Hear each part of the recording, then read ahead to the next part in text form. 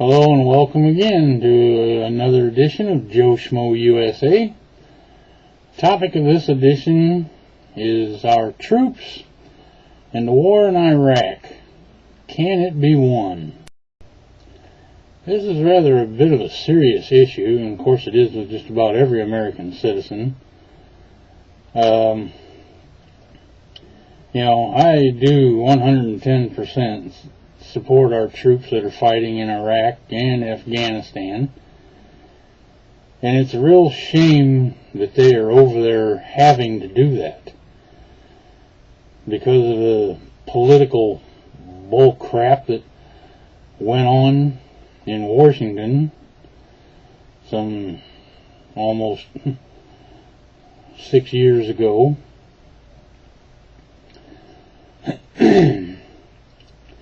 But the real problem is, and John McCain and Sarah Palin, of course, keep professing that, we must win that war.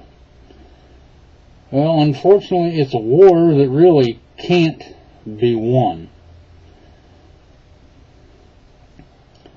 We've got our troops, and I really feel sorry for our young men and women that are over there in Iraq and Afghanistan, putting their lives on the line, and even especially those who have lost their lives or have become permanently disabled and or dismembered because of them being there. These young men and women deserve to be treated like royalty when they come back home, whether they come back home unharmed or whether they come home with some kind of mental and or physical problems. As far as I'm concerned, our U.S. government literally shits on these kids when they come back home, the ones that have problems physically and mentally. They're treated like dirt. Every one of these young men and women should be given the same respect and treatment and health care that our illustrious congressmen and senators get. And they should have it for the rest of their lives for putting their lives on the line going to war for our country. They and their immediate, their spouses and their children deserve it. And it's the way it should be.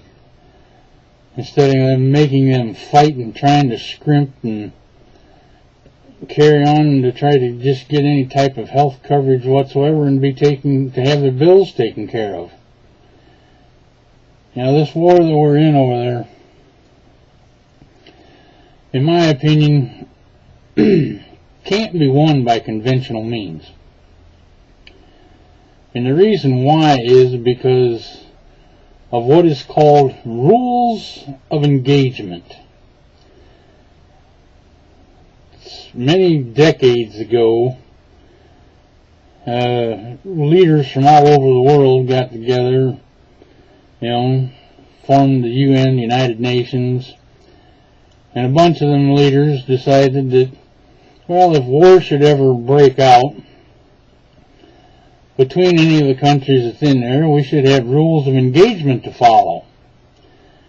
Well, our young men and women over there in Iraq and Afghanistan aren't fighting against people who adhere to that. The insurgents, Al-Qaeda, the Taliban, and whoever else is over there causing, trying to kill off the Americans and the coalition, don't fight by any set rules. They fight by whatever means they can get their hands on and whatever is necessary to kill. Now, the only way that we could win that war over there is if we would fight back the same way. But our troops that are over there, again, I feel so sorry for them because they're subject to being accused of and charged with war crimes. If they do anything out of line or out of the ordinary against the rules of engagement, in my personal opinion, the way that World War II ended is the only way that we can win that war in Iraq and Afghanistan. And the way that it was ended in World War II, we all know about, and especially the Japs know about it. There was 2 little itty bitty bombs that was dropped on Japan. I say we just need smaller versions of that dropped on Iraq in strategic places, and those mountains over there in Afghanistan and Pakistan where Osama bin Laden's hiding. Drop a bomb on them, take them out. Let's face it, people, in war you expect innocent casualties. That's a fact of war. We've got too many human rights activists and everything else that get involved in trying to keep from killing innocent people. Well, when we dropped those 2 bombs on Japan in World War II, just about every country around the world stopped dead in their tracks and took a step back and said, whoa, this is some serious shit. Them bombs do some serious damage. And quite frankly, that's the only way we're going to win. John McCain wants to keep telling us that we have to win that war. No, we don't. Barack Obama knows the real deal. We're spending $10 billion a month over there for useless nonsense. Get the hell out of there. And we can use that $10 billion a month to do good here at home in the United States. Bottom line is, we need to get the hell out of there. Those countries over there in the Middle East have been fighting each other for hundreds of years over religious nonsense. Is basically what it boils down to. And quite frankly, it's just appalling. I know some of you might not think the way I do, and some of you might think I'm totally crazy for my line of thought.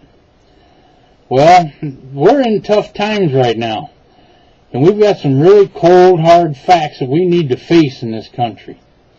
Life just ain't a bed of roses. We need to really wake up and see what needs to be done.